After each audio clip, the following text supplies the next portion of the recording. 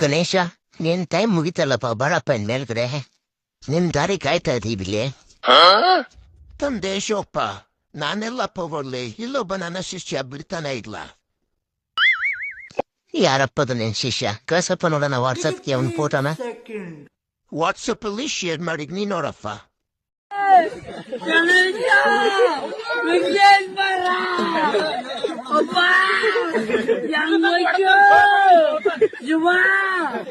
ಅಪ್ಪ ಗುರುವೇ, ಅಪ್ಪ ನಮ್ಮ ಅಪ್ಪನ ಹೆಂಗಾಕ್ರು ಗುರುವೇ, ಅಪ್ಪಪ್ಪ ಜುವ ಜುವ ಜುವ ಪರಮಾತ್ಮ.